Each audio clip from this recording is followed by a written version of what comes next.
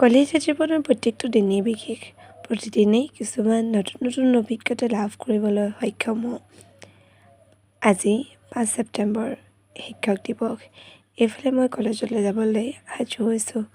মোৰ মাতটো শুনি গম পাইছে মোৰ মাত ভাগি আছে। আপোনালোকক সেইবাবে ভইচ অভাৰ দিয়া ভিডিঅ' দিব পৰা নাছিলোঁ। বাৰু সেইবোৰ কথা বাদ দিয়ক। এইফালে মই আহি পিনে কলেজলৈ পালোহি। আজি মহাবিদ্যালয়ত এটা উদুলি মুদুলি পৰিৱেশ। প্ৰত্যেক ডিপাৰ্টমেণ্টে ইমান ধুনীয়াকৈ শিক্ষক দিৱসৰ আয়োজন কৰিছে। ময়ো আমাৰ ডিপাৰ্টমেণ্টলৈ গ'লোঁ। আমাৰ ডিপাৰ্টমেণ্টৰ শিক্ষক দিৱসৰ আয়োজনসমূহ চালোঁগৈ। আপোনালোককো অকণমান আমাৰ পৰিৱেশটো দেখাওঁ বুলি ভাবিলোঁ।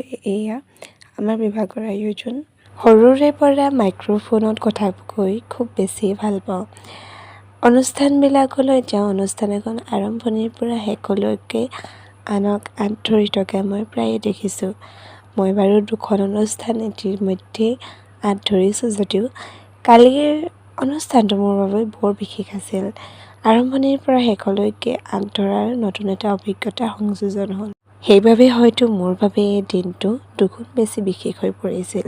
আমাৰ বিভাগত ইমান যে প্ৰতিভাৱান ছাত্ৰ ছাত্ৰীসকল আছে এই শিক্ষক দিৱসৰ দিনাই গম পাইছিলোঁ।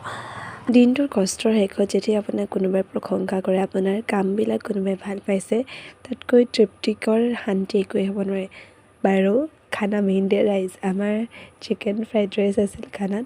তাৰপিছতে আমাৰ যিকোনো এটা অনুষ্ঠান ফটোৰ অবিহনে সদায় ইনকমপ্লিট আমাৰ ফটো ছেশ্যন আছিল। আৰু এটা ছিক্ৰেট কথা কৈছোঁ, এইজন হৈছে আমাৰ ডিয়াৰৰ হাইটটো আমাৰ বাবে অকণমান বেছি।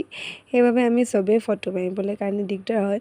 ডিয়াৰ সেইকাৰণে ইটা এটা আনি দিছে, আমি চবেই উঠি উঠি তাৰ ওপৰত ফটো মাৰিছিলোঁ। সদৌ শেষত সকলো ভালে থাকক। আজিলৈ আহিছোঁ, বাই।